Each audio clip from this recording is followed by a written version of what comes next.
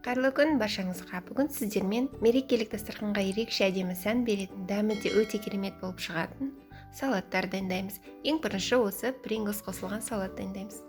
Алдымен екі қиярымызды жуып, осылай ұсақтап турап аламыз.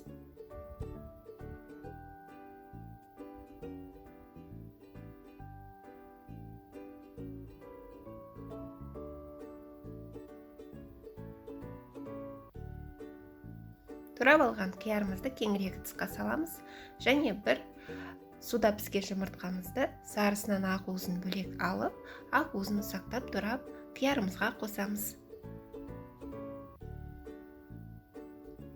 Және де бір тілім етімізді ұсақтап турап қосамыз. Етті мен алдын ала суда қайнатып пісіріп алдым.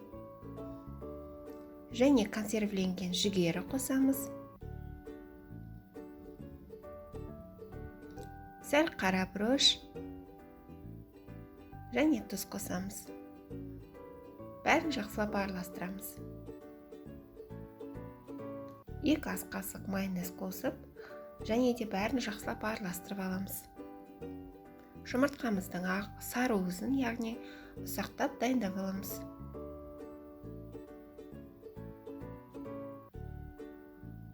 Салатымызды осындай формочкада салатын боламыз. Бұнда формочка болмаса, қолдарыңызбен әдемілеп салсаңыздар да болады. Осындай Pringles пайдаланатын боламыз. Pringles'тың осы паприка деген сары түсін пайдалануға берем, яғни қызғылт сары. Сонда салатыңыз әдемі болып шығатын болады. Ендігі кезекте бұршақтан тауық еті қосылған өте дәмді салат дайындайтын боламыз. Ең алдымен бұршағымызды суда қайнатып пісіріп аламыз. Оған дейін тауығымыздың төс етін осылай ұзынша қылып, яғни соломка қылып тураймыз.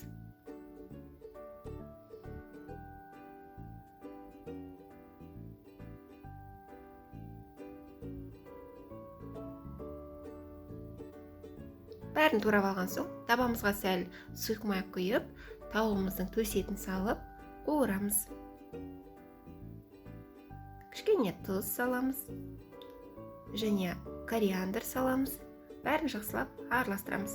Өздеріңізге ұнаған дәмдеуіш қосып қуырсаңыздар болады.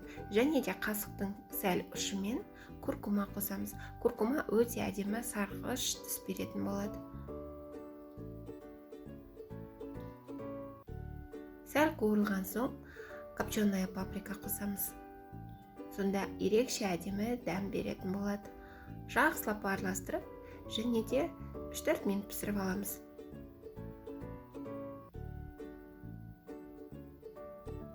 Осылай қақпағын жауып пісіріп аламыз. Оған дейін соусымызды дайындаймыз. 3 тіс сарымсақты осылай ұсақтап турап аламыз.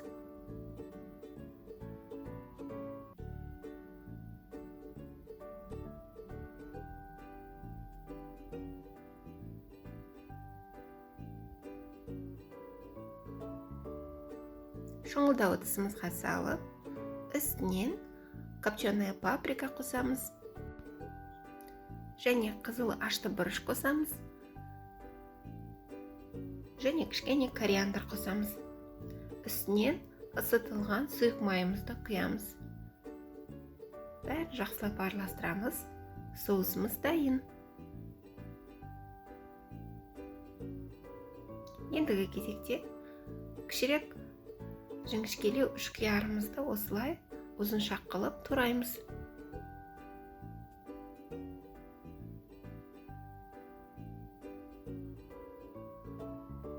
Кеңірек ыдысымызға саламыз және алдын ала пісіріп алған бұршағымызды қосамыз. Және осындай маринадталған корнишон қосамыз. Пісіріп алған тауығымыздың етін саламыз және де үстінен дайындаған соусымыздан 2 ас қасық қосамыз. Бәрін жақсылап араластырамыз.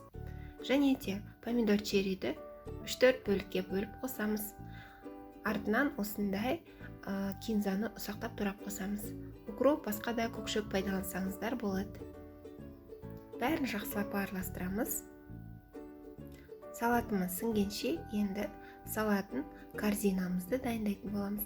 Лавашты мен осындай форманың ішіне салып, духовкада 5 минуттай ұстайтын боламын.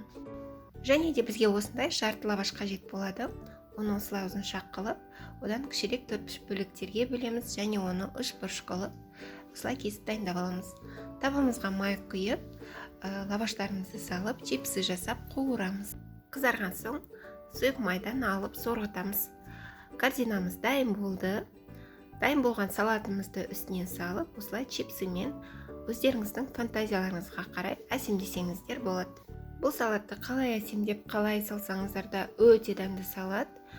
Корзинасыз жай тарелканың өзіне қойсаңыздар да болады. Дайындап көруге кеңес берем. Қонақтарыңызға, жанұяңызға міндетті түрде ұнайтын болады. Келесі дайындайтын салатымыз рукколадан қызыл балы қосылған салат дайындайтын боламыз. Яғни семга балын осылай жуып, ұсақтап, 4 бұрыштеп турап аламыз.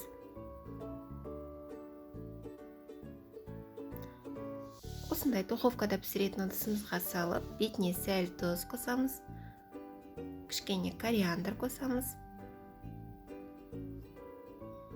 және бір ас қасықтай сұйық май қосамыз. Бәрін жақсылап осылай араластырамыз. Осы күйінде духовкада 180 градуста 15-20 минут пісіріп алатын боламыз. Балымыз піскенше рукколамызды сәл уксус қосылған суда жақсылап шайқап дайындап аламыз. Бетіне соус дрейсинг қосамыз. Соус дрейсингтің рецептін мен астына описанияға жазып кететін боламын.